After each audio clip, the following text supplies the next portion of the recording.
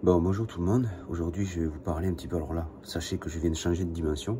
Alors depuis hier soir, j'ai changé de dimension. Donc je suis plus à la dimension des yeux, je suis à la dimension du cerveau. Donc dimension cérébrale. C'est la dimension que reçoit le sage. Donc je suis pas un sage, je suis pas un sage, d'accord? On n'a pas le même chemin. Mais je sais que c'est la dimension que reçoit le sage, d'accord? Bon, je suis au niveau cérébral. Sachant que cette dimension, je sais qu'elle n'est pas la dernière. C'est l'avant-dernière. Donc c'est tout en haut de la création. C'est l'édifice final, enfin, l'étage final. Enfin, mais avant-dernière dimension. Alors, comment ça se passe quand on change de dimension?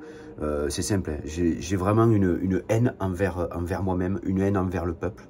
En fait, c'est même pas une haine envers le peuple, c'est j'ai plus d'amour, je déteste l'homme pour ce qu'il est, pour ce qu'il héberge, pour la conscience qu'il a.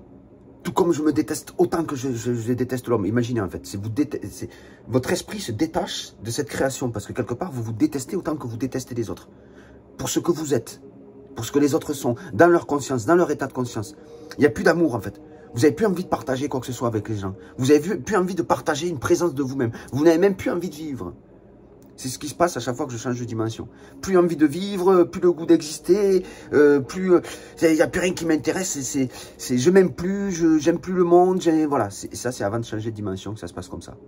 Il y a un détachement, un décollement, on pourrait dire. Voilà. Alors, c'est comme ça que ça se passe quand je change de dimension. Donc je sais que j'ai changé de dimension depuis hier, après ce passage-là. Ça s'est passé une heure après ce passage-là, quand j'ai fait du yoga. J'étais en train de faire le yoga et paf, j'ai su que hop, ça y est, je venais de passer, changer de dimension. Et j'ai ressenti quand j'ai changé cette dimension, vous savez, il y a toujours une question qui se pose, c'est la dernière, et il y a une réponse intérieure, c'est pas la question, c'est au fond, très profond. Et j'ai eu la réponse comme quoi non, c'était pas la dernière, c'était l'avant-dernière. Donc c'est pour ça que je sais ces choses-là. Bon, déjà, ça, c'est pour parler de dimension. Donc, j'ai changé de dimension. Là, je suis vraiment à la dimension de Ptah. Hein, c'est pour ça que la proéminence de Ptah, ce qui prédomine vraiment dans ce que j'ai dit, c'est son cerveau bleu, son crâne bleu. Voilà. C'est l'océan de l'intelligence cosmique. Alors, maintenant, pour parler un petit peu de l'amour, hier, je vous ai parlé de l'amour et de la guerre et de la paix. Alors, sachez que, pour comprendre une chose, l'amour que nous hébergeons, ben, c'est simple, on va commencer comme ça. Qu'est-ce que Jésus a dit? Jésus a dit, soyez amour. Il a dit, soyez amour. Il n'a pas dit, aimez les gens. Il n'a pas dit, aimez-vous les uns les autres. Il a dit, soyez amour. Il a dit, je suis celui qui est. Il y a une différence entre être amour et partager la présence de ce que l'on est avec les autres, amour, et aimer les gens. Vous pensez réellement que vous pouvez aimer les gens? Quand les gens disent, ouais, vous allez arrêter de vous foutre sur la fin, vous taper dessus, aimez-vous les uns les autres. Vous ne pouvez pas vous aimer les uns les autres. Vous ne pouvez pas. C'est comme dire qu'il vous faut aimer toute l'alimentation qu'on vous présente à table. Vous ne pouvez pas aimer toute la nourriture. Vous avez votre sélection gustative.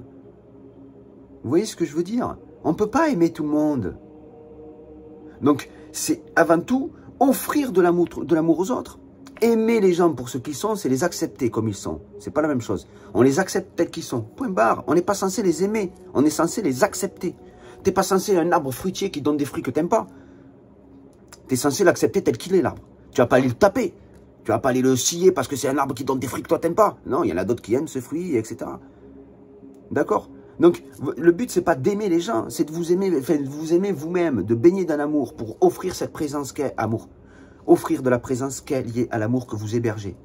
D'accord? Ça, c'est de l'amour. Vous ne pouvez pas aimer le monde entier. Ce n'est pas possible. Donc déjà, dire qu'on va aimer les gens, ça veut dire qu'on est porteur de l'amour. Et c'est pas vrai. On baigne dans l'amour. On ne porte pas l'amour en soi. On baigne dedans. On l'héberge. D'accord? On l'héberge parce qu'on baigne dedans. On reçoit de cet océan qui est l'amour. Bon. Et pour vous parler de la paix, pour finir vite fait, parce que j'ai pas trop de temps, pour vous parler de la paix, sachez que la dualité est le toit de l'homme. Donc la paix, c'est ce qui réside au-dessus de ce toit. Donc pour aller chercher cette paix, il faut passer au cœur de toute chose. Et il faut aller au centre, chercher la paix. La paix, c'est le royaume de Dieu. Pourquoi? Mais parce que la paix, c'est une fréquence qui émane du divin à la base de son existence. Parce que Dieu est le seul esprit de la création à être en paix avec sa propre création. Nul n'est en paix avec la création de Dieu, à part s'il rejoint Dieu. Bref, je vous souhaite une bonne journée. Je reviendrai dans une autre vidéo pour peaufiner un peu plus celle-là. Je vous dis à bientôt.